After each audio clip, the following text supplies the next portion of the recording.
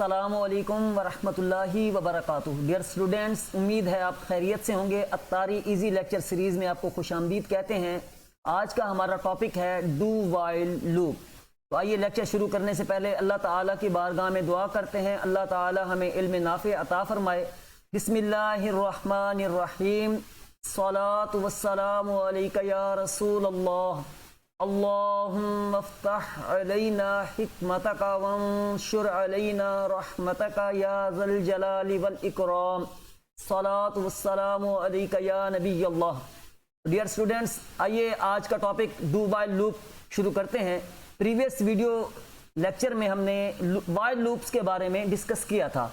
While loop किस तरीके से इनिशियलाइजेशन होती है, उसके बाद कंडीशन चेक होती है और कंडीशन चेक होने के बाद लूप की बॉडी एग्जीक्यूट होती है। उस वक्त तक लूप की बॉडी एग्जीक्यूट होती रहती है, रिपीट होती रहती है, स्टेटमेंट्स रिपीट होती रहती हैं जब तक के लूप की कंडीशन दुरुस्त ट्रू रहे। जैसे ही लूप की कंडीशन फॉल्स होगी, लूप हमारी ब्रेक कर जाएगी। तो आज हम डू वाइल लूप के बारे में पढ़ेंगे और बेसिक सा डिफरेंस भी देखेंगे कि वाइल लूप और डू वाइल लूप में बेसिक डिफरेंस क्या है।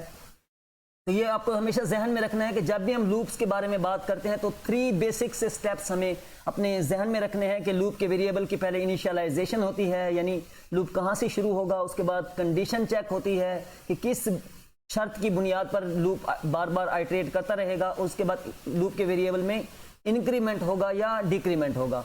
तो आइए डू वाइल लूप शुरू करने से पहले हम दोनों में डिफरेंस देख लेते हैं कि जो वाइल लूप है ये कंडीशन पहले टेस्ट होती है, बाद में लूप की बॉडी एग्जीक्यूट होती है, जबकि डू वाइल लूप में पहले लूप की बॉडी एग्जीक्यूट हो जाती है और उसके बाद कंडीशन चेक होती है। इससे मुराद ये हुआ कि कम से कम जो भी स्टेटमेंट जिसने एग्जीक्यूट होना होगा डू वाइल लूप की बॉडी में, तो एक बार वो लाजमी एग्जीक्यूट होगी। यानी अगर प्रिंट एफ स्टेटमेंट तो एक बार लाजमी प्रिंट होगी और उसके बाद कंडीशन चेक होगी। तो डू वाइल लूप की एक डेफिनेशन हमारे सामने है कि ये एक लूपिंग स्ट्रक्चर है जिसमें कंडीशन जो है वो after the iteration of the loop, यानी आफ्टर द कंडीशन चेकिंग जो है वो लूप की बॉडी आखिर में यानी कंडीशन टेस्ट होती है, उससे पहले लूप की स्टेटमेंट्स एग्जीक्यूट हो जाती हैं। यानी एक बार डू वाइल लूप की बॉडी ने लाजमी एग्जीक्यूट करना होता है। तो इसका बेसिक सा सिंटैक्स हमारे सामने है। डू कीवर्ड है, उसके बाद ये करली ब्रेसेस में जो है वो डू वाइल लूप की बॉडी में स्टेटमेंट, एक स्टेटमेंट भी हो सकती है, मल्टीपल स्टेटमेंट्स भी हो सकती हैं। तो इन स्टेटमेंट्स के बाद आखिर में देखिएगा कि वाइल एक्सप्रेशन मीन वो कंडीशन है जिसकी बुनियाद पर लूप ने बार बार आइट्रेट होना है। तो आखिर में सेमी कॉलन डालना मत भूलिएगा, क्योंकि डू वाइल लूप के आखिर में कंडीशन, जब वाइल लूप के साथ कंडीशन दी जाती है या एक्सप्रेशन दिया जाता है तो आखिर में सेमी कॉलन लाजमी आता है। तो फ्लो चार्ट से देखते हैं, फ्लो चार्ट की मदद से डू वाइल लूप किस तरीके से वर्क करता है। डू स्टेटमेंट यानी अगर प्रिंट आउट है या कोई कैलकुलेशन है या कोई मैनिपुलेशन है, कोई भी ऑपरेशन परफॉर्म होना है, तो एक बार वो ऑपरेशन परफॉर्म होगा, उसके बाद एक्सप्रेशन यानी कंडीशन चेक होगी। अगर कंडीशन ट्रू होगी तो लूप दोबारा उस स्टेटमेंट को एग्जीक्यूट करता रहेगा। जैसे ही कंडीशन फॉल्स होगी तो लूप की बॉडी से बाहर आ जाएंगे। आइए इस एग्जांपल की मदद से हम जो है वो डू वाइल लूप की वर्किंग को समझते हैं। आपको शुरू से इस लेक्चर के शुरू में बता दिया गया कि जब भी हम लूप शुरू करते हैं तो 3 बेसिक से स्टेप्स, इनिशियलाइजेशन, कंडीशन और इंक्रीमेंट या डिक्रीमेंट, ये तीनों हमें जहन में रखने हैं। तो डू वाइल लूप में पहली लाइन जो है वो इनिशियलाइजेशन हुई, काउंट को 1 से इनिशियलाइज कर दिया गया है। उसके बाद डू कीवर्ड आया जो कि डू वाइल लूप की स्टार्ट, यहाँ से डू वाइल लूप हमारा स्टार्ट हो रहा है। इसमें एक प्रिंट एफ स्टेटमेंट जिसमें काउंट को %d की मदद से, %d एक फॉर्मेट स्पेसिफायर है जो कि इंटीजर टाइप के लिए %d यूज होता है। अगर फ्लोट टाइप वैल्यू है तो %f यूज होगा और अगर कैरेक्टर टाइप वैल्यू है तो %c यूज होगा। यहाँ चूंकि इंटीजर टाइप वैल्यू है काउंट में तो 1 प्रिंट करने के लिए हमने %d यूज किया। इसके बाद काउंट का इंक्रीमेंट हुआ, इंक्रीमेंट होने के बाद आखिर में कंडीशन चेक हुई कि जब तक ये काउंट 5 नहीं हो जाता उस वक्त तक लूप की बॉडी एग्जीक्यूट होती रहेगी। इसको स्टेप बाय स्टेप हम समझने की कोशिश करते हैं। तो ये आपके सामने ब्लू बॉक्स में शुरू में इंटीजर टाइप एक वेरिएबल काउंट डिक्लेयर भी किया गया और उसके साथ इनिशियलाइज भी कर दिया गया। उसको 1 से इनिशियलाइज कर दिया गया है। काउंट की वैल्यू इस वक्त 1 है। तो डू वाइल लूप की बॉडी में पहली स्टेटमेंट जो है वो प्रिंट एफ स्टेटमेंट है। तो काउंट में चूंकि 1 है, 1 आउटपुट बॉक्स में हमें शो हो रहा है, 1 प्रिंट हो जाएगा। उसके बाद नेक्स्ट स्टेटमेंट जो है वो काउंट प्लस है, यानी काउंट में 1 का इंक्रीमेंट होगा।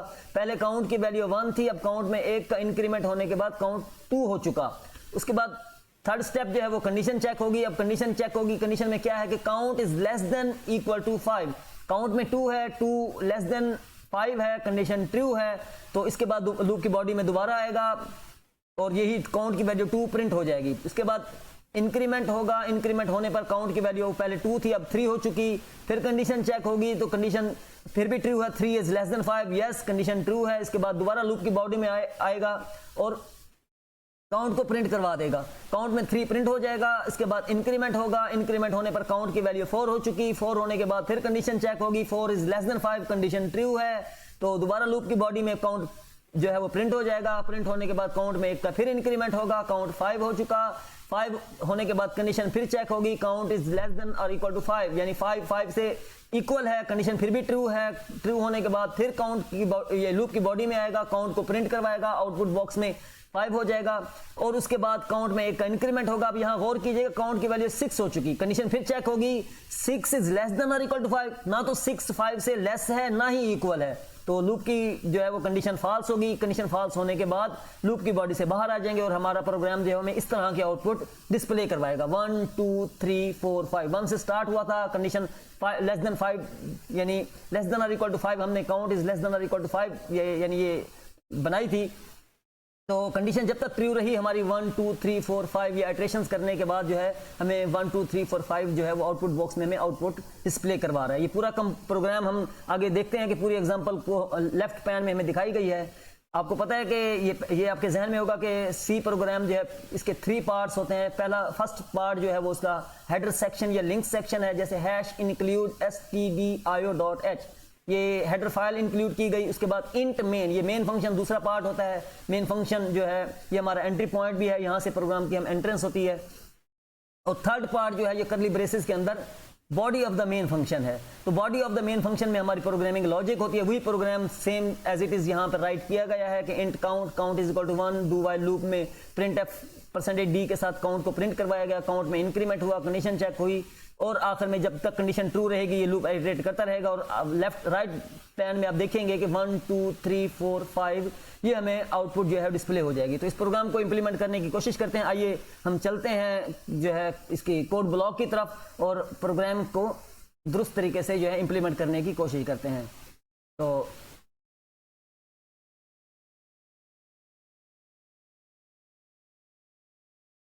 आइए कोड ब्लॉक को स्टार्ट करते हैं।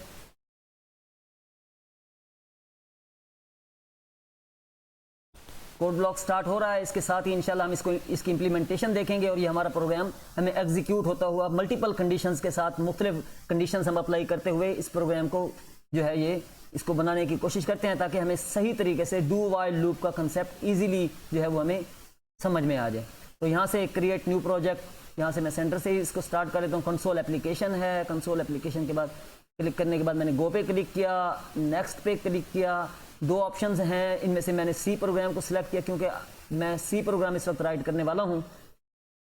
प्रोग्राम का नाम मैं डू वाइल एग्जाम्पल रख देता हूँ, प्रोजेक्ट का नेम। तो फिनिश कर देता हूँ।